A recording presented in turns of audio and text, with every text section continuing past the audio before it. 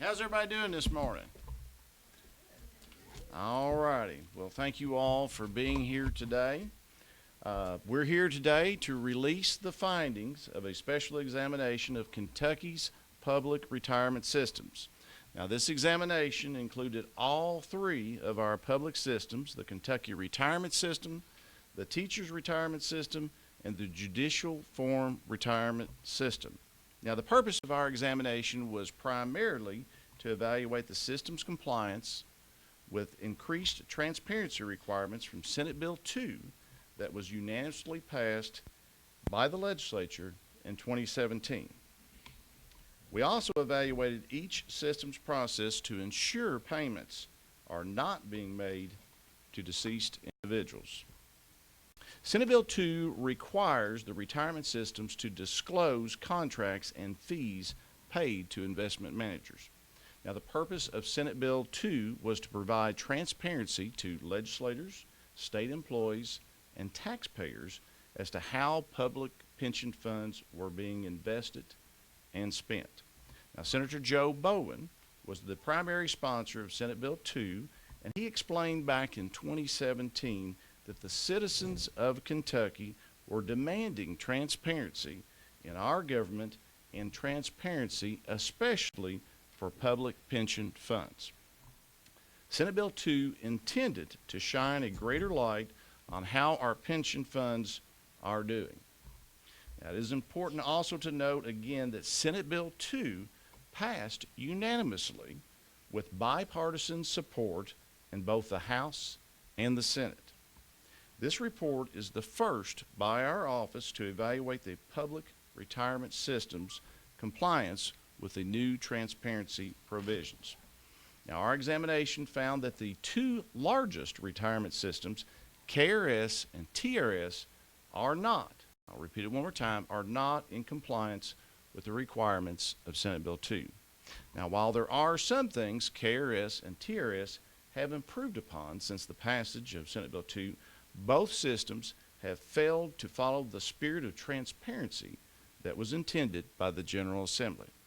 Now, first, let's talk about what may be the most basic requirement of Senate Bill 2, the public posting of investment contracts by KRS, TRS, and JFRS. Our auditors found that when it comes to that basic requirement, KRS and TRS have fallen drastically short of what is required by the law. Not only has KRS failed to post investment contracts as the law requires, they have also provided my office with inconsistent data that has heightened our concerns about transparency. Now, based on the data provided on August 13, 2019, 86% of all investment contracts with KRS have not been posted as of that date. Now, because of the inconsistent data, it is very difficult to have confidence in the information that KRS has given pertaining to the number of contracts and their classifications. It is critical for KRS to resolve these discrepancies in their data and fulfill their legal obligation to post contractual information in a manner that is transparent to the public. Now, shifting to the focus to TRS, we also found that the majority of TRS investment contracts are not posted for public review. As of July 24 of this year, 81% of TRS contracts are not posted to their public website. The total number of contracts not posted is 136. TRS has only posted 31 contracts, or 19% of the total of investment contracts on the web. In addition to the finding that the vast majority of investment contracts with KRS and TRS are not being disclosed to the public, we also identified concerns as to the redaction of information on the contracts that are posted. During the work of our auditors, we discovered that KRS has abdicated its responsibility of redacting confidential and proprietary information and instead allows the outside investment managers themselves to determine what is redacted. Now, it would be much like a baseball player going up to bat and being allowed to call his own balls and his own strikes. And looking at just a limited sample of contracts that are posted to the KRS website, our auditors found information on expenses and fees, investment allocations, conflicts of interest, and management fees had been redacted on at least one or more of the contracts reviewed.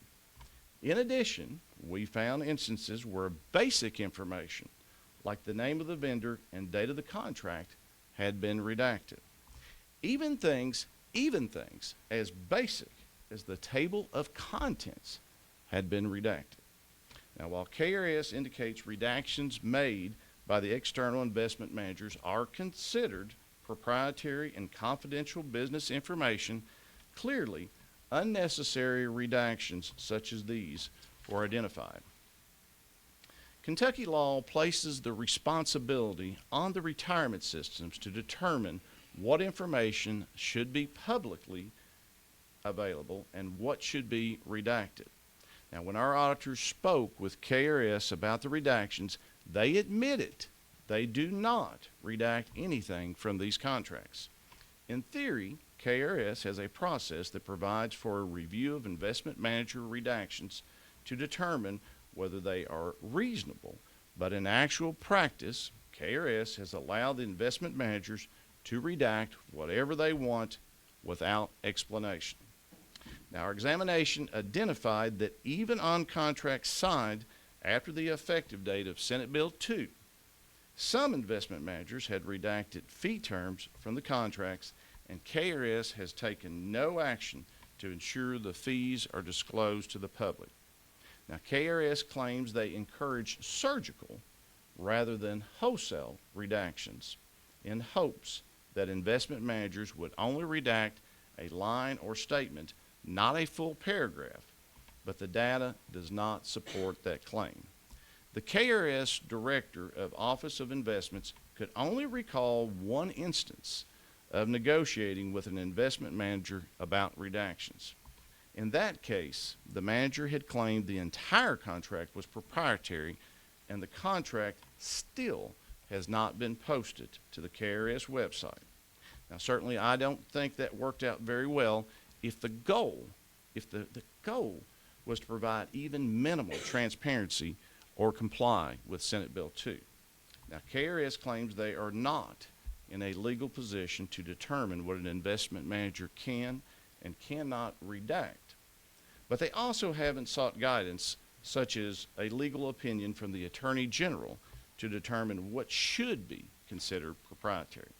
Now, as for redactions made by the Teachers Retirement System, or TRS, our auditors found that, unlike the Kentucky Retirement System, TRS does have a process in place for redaction of information. For contracts dealing with public equities, fixed income, and investment support, redacted information by TRS typically includes signatures, insurance requirements, and sections dealing with the fees. Also requested by investment managers for redaction are made in writing to TRS. Unless the request is a clear violation of public access laws, TRS says they are bound by the terms of the contract to honor those redaction requests. Now, we reviewed a sample of contracts with TRS and found information in areas like confidentiality, the name of the fund, and fee terms had been redacted. Senate Bill 2 specifically requires disclosures of fees paid to investment managers. Additionally, TRS made some redactions to contracts beyond even what was requested by the investment manager. While TRS hasn't completely abdicated its responsibility in the process, it violates the spirit of Senate Bill 2 to redact even more than investment managers claimed to be proprietary. Like KRS, TRS has not sought out a legal opinion from the Attorney General's office on what information in the investment contracts should be proprietary and confidential.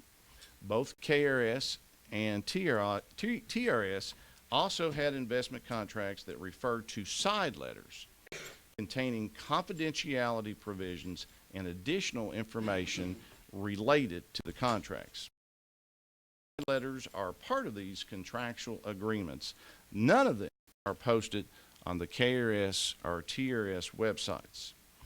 All of the KRS and TRS and investment contracts included side letters should be posted online as required by Senate Bill 2. Now, overall, our report includes a total of 10 findings. Other findings include a failure by TRS to report carried interest as required by Senate Bill 2. Now, carried interest is the amount of profit an investment manager or general partner of a fund receives as compensation, and Kentucky law specifically requires it to be disclosed. Another finding discusses $16.1 million in delinquent payments from public agencies owed to KRS. KRS is the only system that has a significant delinquent balance. Finally, our examination also identified instances where both KRS and JFRS had made payments to deceased individuals. Our report will be posted on our website at auditor.ky.gov and includes our recommendations to all 10 findings in the exam report. Simply put, it is vital for the retirement systems to meet all the requirements of Senate Bill 2, not just some of them.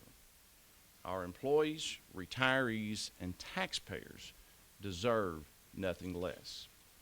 Now, finally, I do want to take just a moment and talk about just one brief thing.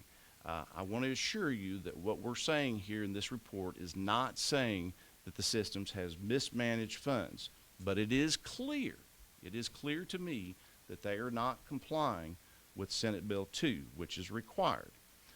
So I urge the leadership and the boards for all of Kentucky's retirement systems to take transparency seriously and follow the recommendations in our report.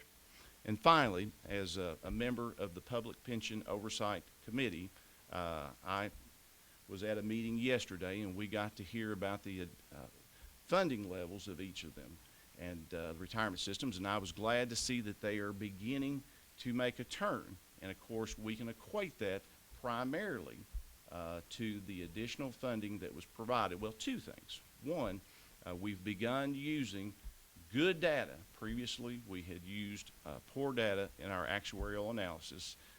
And two, we are actually fully funding what's known as the ARC, the actuarially required calculation. That was not part of this report, but certainly it is good to see it. Now, we are still a long way away, but it is good to see that the pension funds are starting to turn around. And that, as I said, can be attributed to the additional funding, fully funding those ARCs. Again, thank you for those of you all who have joined us here today and watching us via the internet. Certainly one final thing, you know, our systems have the opportunity, they did an initial response, but they also will have an additional opportunity within the next 60 days to provide an additional response as well as comments, as well as their corrective actions. And certainly at this time, I am open to any questions. Mike, when you read the annual financial report, for example, of KRS, it Yes. does list, you know, who do we have investment contracts with, and how much money do they hold for us, and what are the fees. So are we not getting a complete look at the fees? And it often does list fees for, you know, Right. company X, Y, Z. Right. Senate Bill 2 was quite clear that those fees were supposed to be disclosed and contracts were supposed to be posted. So our report, as I indicated, depending on whether KRS, 80% or more are not being posted. And then we have some questions as what items are being redacted, whether they should or should not. Okay, I guess I didn't ask that well. Do you Sure. think there are fees that we don't know of? You could read the annual financial report, for example, of one of these entities and come away not knowing a fee because it wasn't actually printed in the report. Well, I think specifically, as we said on TRS, the carried interest itself is not being shown or disclosed in such a manner as the law requires. TRS and KRS in their response say, well, if we disclose all this stuff, then you know, these fund managers will say those are our trade secrets. If you disclose them, you can't be in our fund anymore. And Right. lose out on this Certainly. competitive fund. How do you respond Well, my response to that is they haven't actually sought any legal advice to determine whether that assertion is correct or not correct. They haven't even gone to the Attorney General to determine whether or not they are compliant with Senate Bill 2 requirements. Have you gone to the Attorney General's office, or are you able to go to the Attorney General's office to see what they are able to do with the Attorney General's office? We have not, but obviously that's not our responsibility. It's the responsibility of the pension funds. The law is clear. It says the retirement systems shall, be the ones that determine what is posted and what is not posted. And if they need additional guidance, then they are the ones that should seek advice from the Attorney General. Yes, Tom. If they refuse to, some of their response and have refused to go along with the findings, Sure. and you then take that to the Attorney General's office for their investigation, for are there any charges or penalties? Well, there was no enforcement mechanism in Senate Bill 2. Certainly that is something that House and Senate leadership may want to review. Certainly I supported the transparency provisions that were in Senate Bill 2, but without a proper enforcement mechanism, it is difficult to compel anyone. Certainly in some instances we believe that open records laws apply to portions of that, but obviously if you utilize the open record laws, there is litigation, lengthy litigation involved. The law that they passed this year, 480 So I think 438 or something along that lines. It was basically updating Senate Bill 2 in regards to the CFA requirements. They basically made it specifically in regards to going more with the SEC requirements, so that which all the managers were supposed to be following that already. That we did include that in our report. We did take a look at, see which ones were compliant and which ones weren't compliant, but we didn't make additional comment because the passage of that bill basically made that portion of our report moot because they'd already made the changes. Yeah. What's your opinion on how far the law should go in requiring disclosure of this sort of information? Do you think there's truly a lot of proprietary trade secrets, so to speak, Right. within these contracts, or not really? Well, I think, just something as simple as a table of contents was redacted. 80% of the reports haven't been, or plus, really 80% plus for KRS was 86%, had not been posted at all, or at least based on the numbers that KRS provided us on August 13th.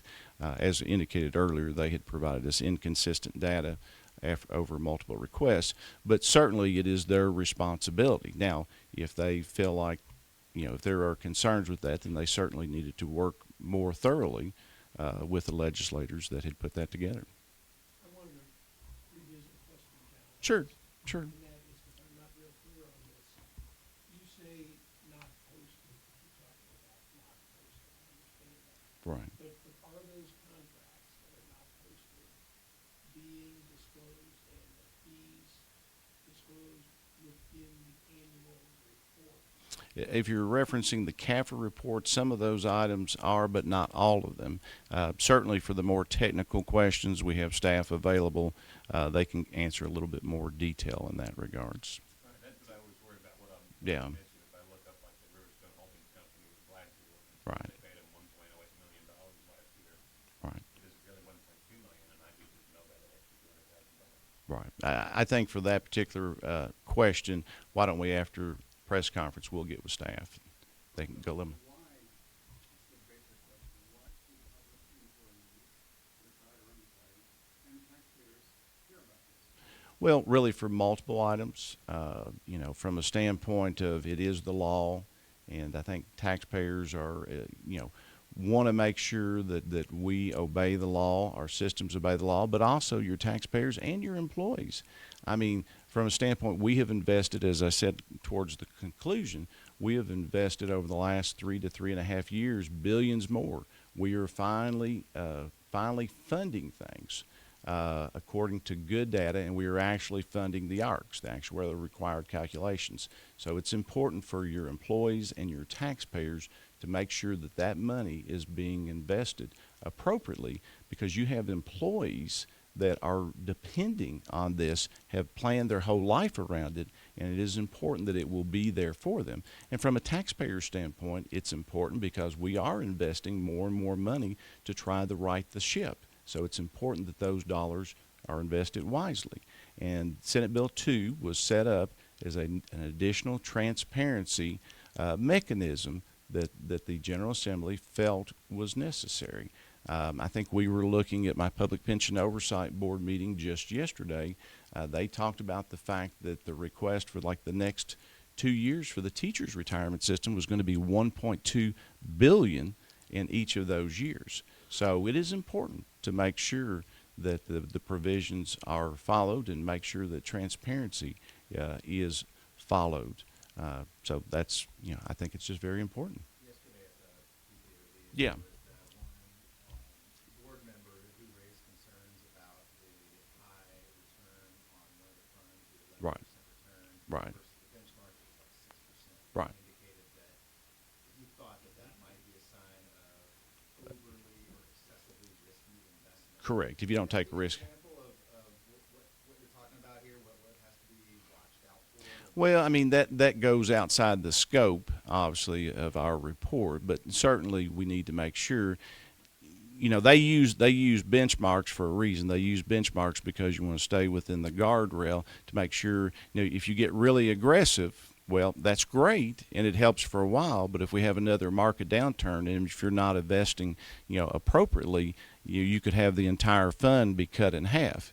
And as we talked about for KERS non-hazard, I mean, it's so low right now, it may or may not impact it, but if you're getting closer and closer, especially to TRS, which is like 55 to 60% funded, if the markets turn significantly, you could see it being from 55 to 30%, in a heartbeat. I'm not saying they're doing that. But I'm saying it is a concern. But at the same time, that's why you got to kind of know that information. And certainly, I don't believe that was as obviously that's not their entire investment. So you have to look at it as an entirety. Yeah. The audit talks quite a bit about side letters.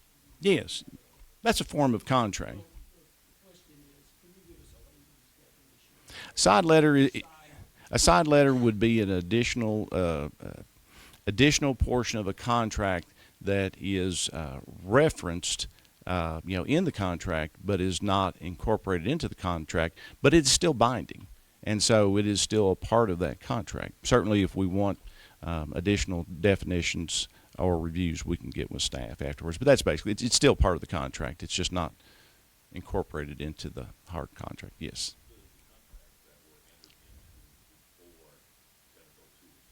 Right.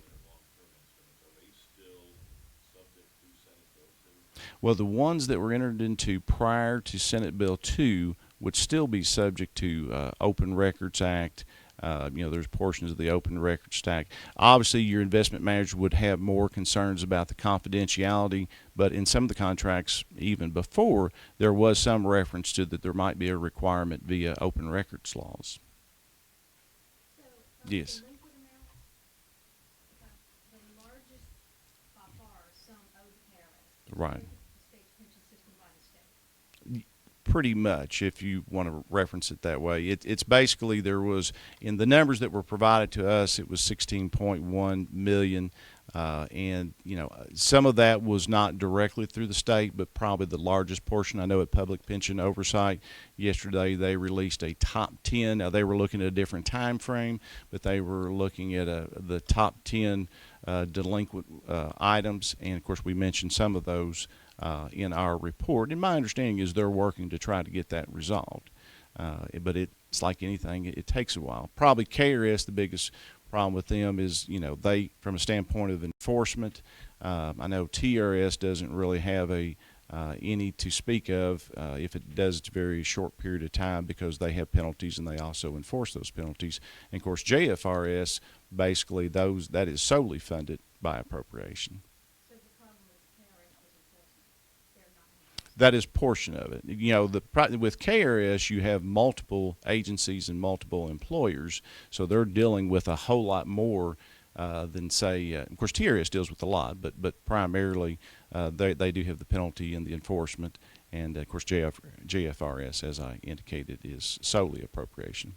Were the quasis a major part of the delinquent? They were a portion of it. I would reference you to the public pension oversight chart as of yesterday that said had those top 10. Oh, I'm sorry. Well, that's true. They did bring it. It should be posted on the site. If not, I do have a copy of it here. We can. Yeah, I think I may have some notes on mine, but certainly. Other questions? Any other questions? All right. Well, before we wrap up, I did want to take just a moment today to end the press conference. I want to acknowledge and thank Tom Loftus with the Courier-Journal on his outstanding career. For those of you who don't know, Tom is putting away his pen and notebook on October 1st after 43 years as a reporter, 35 of those years covering Frankfurt for the Courier-Journal. Tom's career includes coverages of the Carrollton bus crash in 1988, which earned the Courier-Journal a Pulitzer Prize in 1989, and he has spent countless hours covering all the happenings here in Frankfurt. That's probably why when Tom announced his retirement via Twitter, he called his career a long and interesting ride. Thank you again, Tom, and we certainly wish you well in your retirement. Hopefully, I don't know if you're going to do fishing or traveling, but we wish you well in your retirement. Thank you. Thank you all. Thank you. God bless.